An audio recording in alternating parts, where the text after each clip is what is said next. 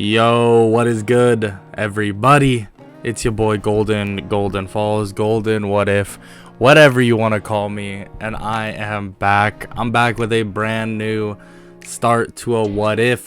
What if Deku had a Blood Quirk? And to start off, I want to give a quick shout out to my boy Saint, obviously, for the music in the background. Also, check out the Discord in the description below. And just check out all the links in the description below. And in general, it's a good idea to go check those out. And yeah, that's about it. I hope y'all enjoy this video. Don't worry, Guardian Angel Deku or Guardian Angel Quirk Deku will be out as well.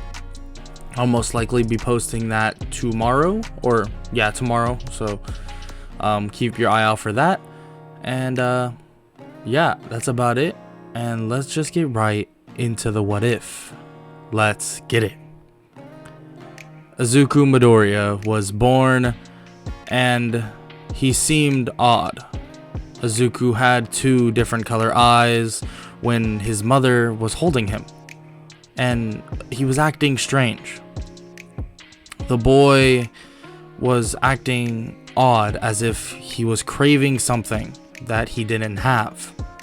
The boy was, in a way, deemed to be an addict for some reason, as if the mother was doing drugs before, well, having birth. Tests were ran and all the signs of body language told them that he could have been, well, some sort of drug baby, but he wasn't. There was no drugs in his system at all, nothing in his bloodstream. But there was something odd. His blood was very abnormal. It would move in such a way that seemed more controlled than what the human body would know how to use.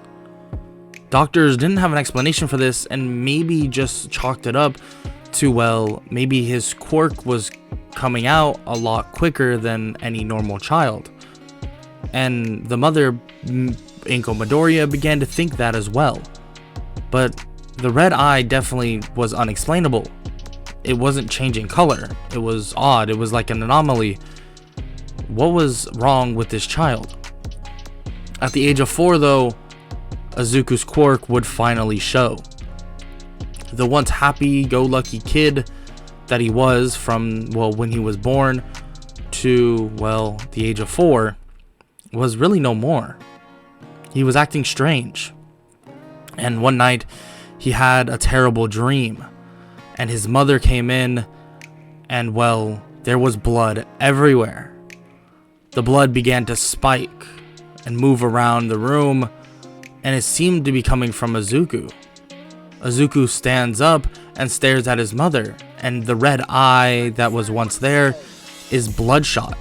No, not just bloodshot. The blood vessels were bursted to the fact that his whole eye was blood red. And Izuku stared at his mother, and his mother's skin began to boil. She began to scream, and Izuku woke up, and when he did, his mother was laying there, unconscious on the ground. He didn't know what happened and ran over to her. He began asking what's wrong, and she didn't answer. He called 911 and basically told them that his mother was on the ground and she was unconscious. And when she came to, when the ambulance arrived, she began screaming that he is the devil child. He's evil. Everybody was confused by this, thinking that maybe the mother went insane. And Izuku was terrified and ran off. People, well, went on a search for him and flyers went out, but nobody could find him. His mother didn't even look for him. The event that had happened scared her so bad that she couldn't even look at another child. She couldn't even think about her own child. Whatever happened to Izuku that night, she didn't want to be a part of it anymore. Izuku began wondering what even happened. How is it his fault? But he just knew that somehow it was. So he grew up on the streets. Well, for at least a year. Until, well, he was on a rooftop, sitting there, contemplating what he would even do with his life, and was thinking about even taking it. A young child without his mother, a young child with no home to go to, what was he going to do? Out of nowhere, someone grabs him, picks him up before he can actually jump, and carries him away. A man with, well, a red scarf, seemingly, with a bandaged body, and with a mask over his face, takes Izuku away, putting him down in a nearby forest right by a cabin. "Why the hell were you gonna jump off that roof, kid?" "What? Well, I have nothing to live for, mister. Who are you anyways?" The man shakes his head and introduces himself as the hero killer, Stain. Izuku knows who this is. He's been a fan of heroes, well, his entire life, as short as it's been so far. But he wasn't afraid of Stain. Stain didn't show any intent to kill the child, and for some reason Izuku could feel it in his bones, in his body, in his mind. It was odd. It was as if the blood pressure of somebody could tell him the intent of what they were going to do. But Stain's was so calm, comforting. This mass killer, somebody that went out and more or less eliminated heroes, was so calm inside. He wasn't freaking out toward Izuku and was relaxed. Izuku introduces himself. He says that his name is Izuku Midoriya, but Midoriya is the last name of the mother that abandoned him. Stain puts his hand on his face and says that, well, sometimes freaks like us need to stick together.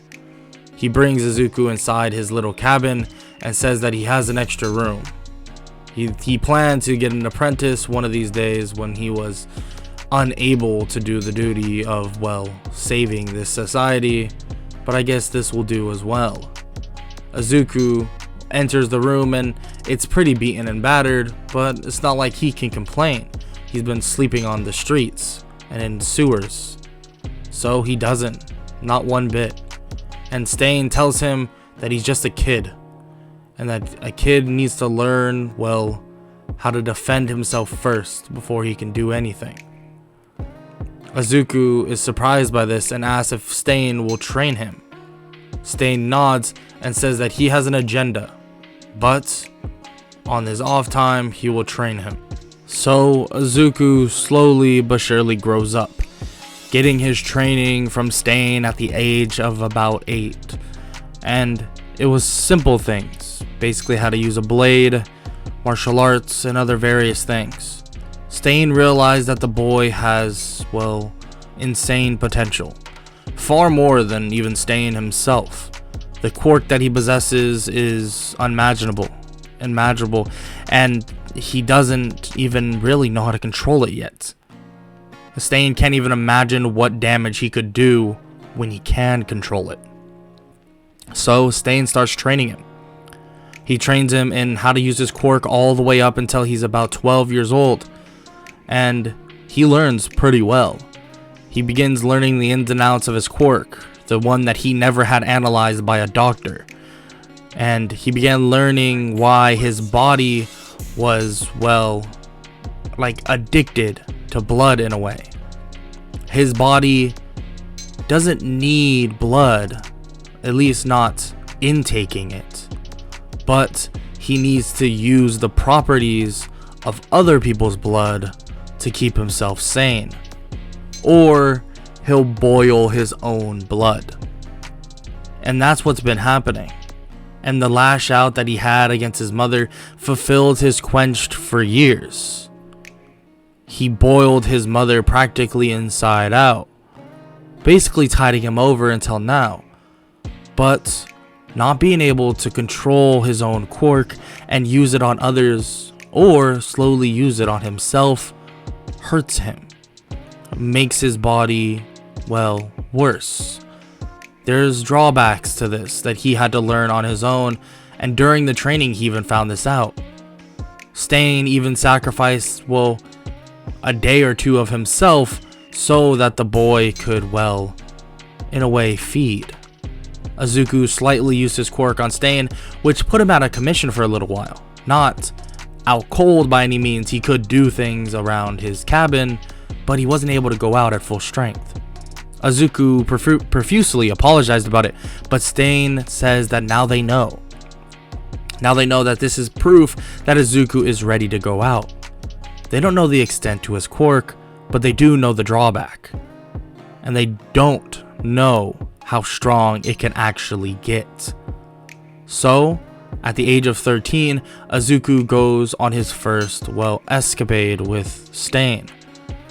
Basically having an outfit similar to his, but more or less just a mask and some, well, basic clothing. He heads out and they begin hunting down, well, some heroes. Some that aren't really known by, well, the public very much, but to Stain, he knows that they are corrupt, pieces of trash. So they hunt them down. So when they approach the alleyway with one of them there, Stain drops down in front of him and Izuku drops down as well. The man that's a hero that's standing in front of them begins mocking both of them, saying that he didn't know Stain, the hero killer, needed backup. And well, he has backup as well. As he says this, two other heroes appear, and Stain's smirk widens even more, because well, those are two more targets that he needed to deal with anyways. So Izuku quickly looks at them and his eye begins to go red. He sticks out his hand and it's as if the three people in front of him begin to lose control. One of them slams into the wall and basically crumbles to the ground, screaming in pain as if some ghost was attacking him. The other two were forced to fight each other, and they beat each other down until, well, they were practically just lifeless bodies. Stain smiles and slightly laughs. Now you are something else, kid. How are you feeling? Izuku turns to him and nods and says that he feels great. He feels stronger. Well, kid, that's good. Last thing we need is another little outburst, and I'll have to take another 2-day rest. Izuku bows and says that he'll make sure that doesn't happen again, and Stain pats him on the back. Don't worry, I know it won't. Stain walks over to the three bodies and finishes them off, tying them up and pinning them to a light. Alright, let's take our leave. Stain and Izuku leave, like they were never there. This wasn't a matter of minutes, a matter of maybe a minute and a half. Izuku's strength is immeasurable at this point. But after a while, this feeling of strength began to fade away a little bit, and Izuku even told Stain this. He explained to Stain that it seems that his quirk works in an odd way. He basically used it on those people and he felt a rush. It was as if it was adrenaline, but it was more than that. It was enhanced. It made him stronger, made his quirk stronger, and it made all his abilities stronger. But that's only temporary. Stain nods. I see. So your quirk works kind of like your body would. In a way, it's like adrenaline, like you were saying. But it's different. That's so interesting. It seems you can control your own adrenaline. You can spike it. But, of course, adrenaline does come down. It's kind of like the high of a drug, in a way. Izuku hears this and has a flashback to when he was just a small baby, remembering exactly what was told to him, or, well, spoke about him. Something about being a drug child, something about being addicted. Well, he was addicted. In a way, he was feeding off his mother's blood. He was some vampire. Well, without drinking it. He actually doesn't drink blood or anything, but that's what he feels like. He feels like some vampire. Stain then tells him that he can sit this one out and that he's gonna go handle a couple more things. So Izuku is actually left alone for a couple days, and this wasn't the best idea. Unfortunately, Stain didn't know that there were heroes, well, a whole agency, ready to come and attack his cabin. They were spotted on the way back. Someone spotted a child, well, Izuku, someone with green hair, entering the forest with Stain, maybe thinking he was in trouble. So, some agency was put on the case. Actually, one that was pretty well known. The Wild Pussycats. Not the strongest in terms of individual hero power, but definitely a force to be reckoned with. So they walk into the forest to find the cabin. Izuku immediately hears them and begins wondering what they expect to do here. Izuku walks out and greets them. What do you need? One of them steps up, Tiger. We're looking for the hero killer Stain, and it seems like you're here with him. Are you his son or something? Son? Definitely not. But he is my sensei. Well, kid, you're making a mistake. You need to come with us as soon as possible. And if I tell you no, what will happen? Then we'll take you by force. This is for the good of you. Do you not see that? The good of me? Where were you when my mother abandoned me? Where were you when I was homeless for a year? Not anywhere to be found, correct? The other Wild Pussycats begin apologizing, saying that they wish they could have been there, but they didn't know. Exactly, you didn't know. It's your job to know. It's your job to protect people, correct? There is a lot of heroes out there. A lot. So it's not just your fault. But how did what you call a villain know that I was in trouble? How did he come across me, one of him, and thousands of you? How did that happen? Izuku begins getting more and more mad. The police officers behind the Wild Pussycats begin to scream and collapse. How? Do you want to answer me? Or should I start melting you? They're all shocked and Tiger charges in, but when he jumps, he's frozen midair. Wrong answer, Tiger. Don't play games with me. Tiger stops midair and gets slammed to the ground, but gets back up immediately and turns to the other members of the Wild Pussycats. Tiger struggles to talk. Run! I can't control myself! Tiger charges in at them and begins beating down the other members as they're forced to retreat.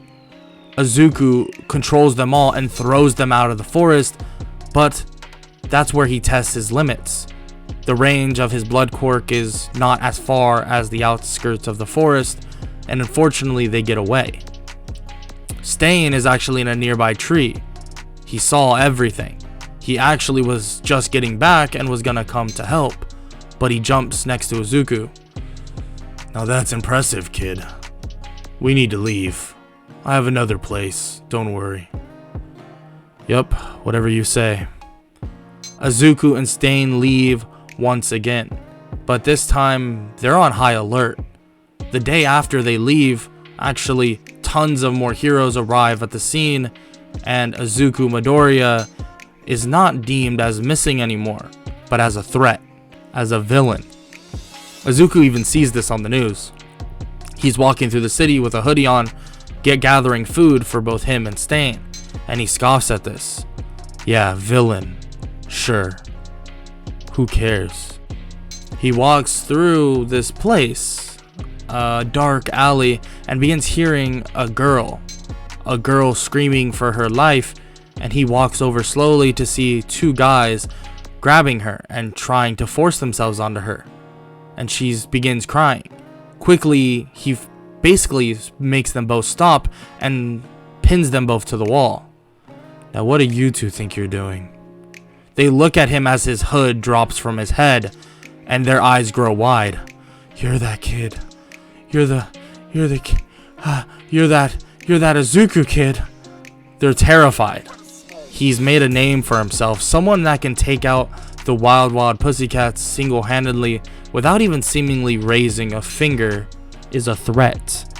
Something that people would know very quickly and be terrified of. They both try to run away, but Izuku swiftly kills them. He walks over to the girl and looks at her. Why aren't you afraid? She smiles and says that she's not afraid because she knows who he is. She says that she, loves Mr. Staney, and that also means that she loves him.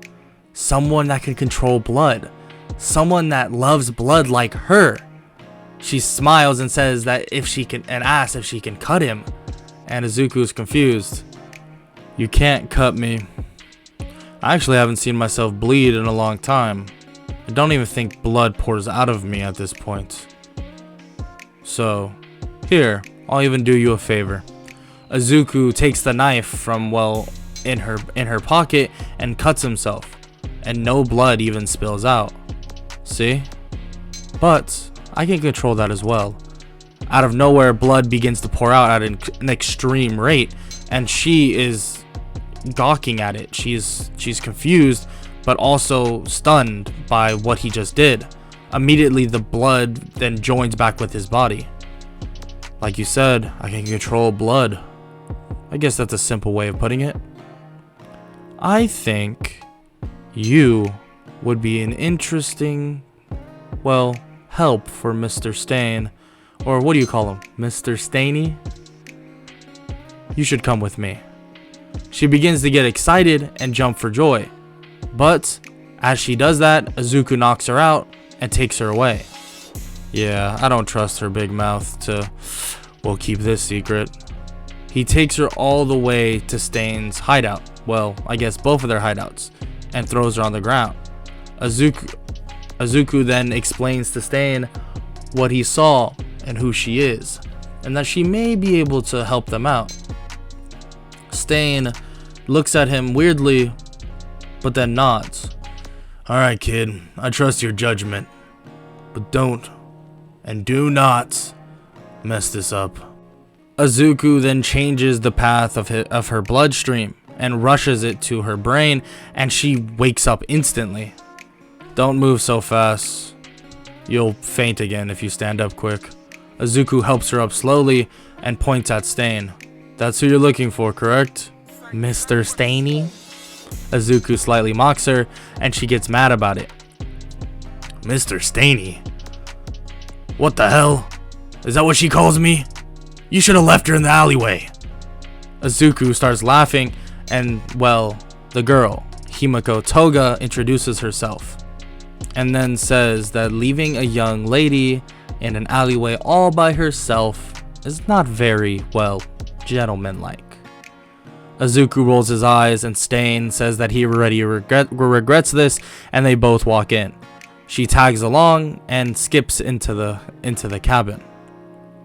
And that is a wrap for What If Deku, part 1 of What If Deku Had a Blood Quirk. If you enjoyed, make sure to leave a like, sub, all that good stuff. And yeah, that's about it. I hope all y'all enjoyed, like I said, and I hope all y'all have an amazing day. Later.